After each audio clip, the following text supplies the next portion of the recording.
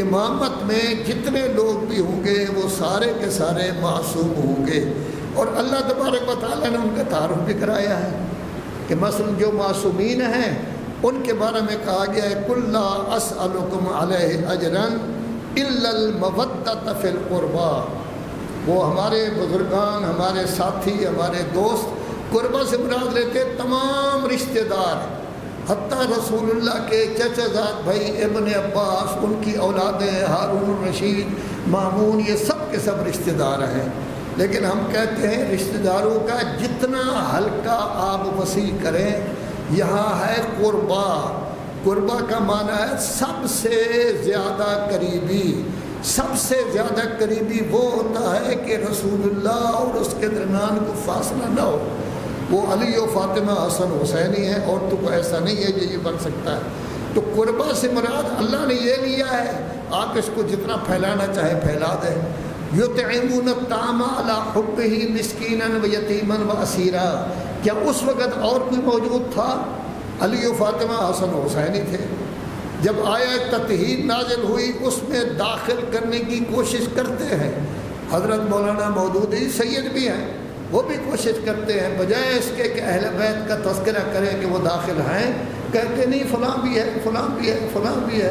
جبکہ روایت موجود ہے کہ حضرت ام سلمہ کا گھر تھا، وہ آئی، حضرت نے فرمایا بہت اچھی ہے، بڑی نیک ہیں، لیکن اہل بیت میں نہیں، کسی اور کے آنے کا، چلو آپ داخل کرنا چاہتے ہیں بے شک کریں، جس کو داخل کرنا چاہتے ہیں، ہم کسی کو روک تو نہیں سکتے، ہمارے پاس ایسی قوت حاکمہ نہیں کہ روک سکے۔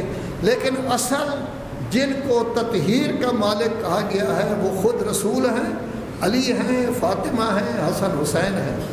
اگر یہاں تک ہوتا تو داخل کرنے کی کوشش کی جاتی، لیکن مبالغہ بھی تو ہوا ہے، پوری دنیا دیکھ رہی ہے مبالغہ ہوا ہے، ہزارہ آدمی مدینہ میں دیکھ رہے ہیں مبالغہ ہو رہا ہے، ہزارہ آدمی چھتوں پر موجود ہیں، گلیوں میں موجود ہیں، سڑکیں پکی نہیں ہوتی تھی، گلیوں میں موجود ہیں، عورتیں مرد سب دیکھ رہے ہیں کہ مبالغہ ہو رہا ہے۔ مسلمانوں کا ملک ہے، مسلمانوں کا مرکز ہے، رسول اعظم جیسی شخصیت موجود ہے، اس میں لاکھ سے زیادہ صحابہ یہاں موجود ہیں، لیکن وہ لے کر گئے ہیں تو کن کو؟ علی و فاطمہ کو، حسن حسین کو۔ کرنا کیا ہے وہاں جا کر؟ کیا کرنا ہے؟ بات چیت ہو چکی تھی، مسیحیوں نے بات چیت کو نہیں مانا تھا، اب آخری تھا مباہلہ، جس کا مطلب یہ ہے کہ جھوٹیوں پر لعنت بھیجنی ہے۔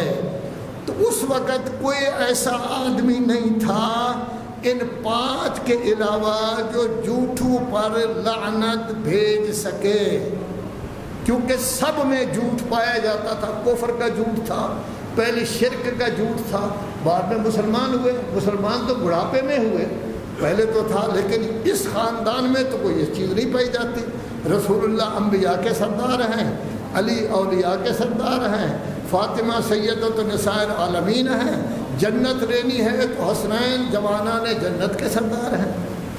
سیدھا راستہ میں آپ نے کیا لینی ہے؟ جنت لینی ہے، تو جنت کا تقسیم کرنے والا علی، جنت کے سردار حسن و حسین، اور پھر شفاعت جناب زہرا کی ہوگی، جنت تو ان سے ملے گی۔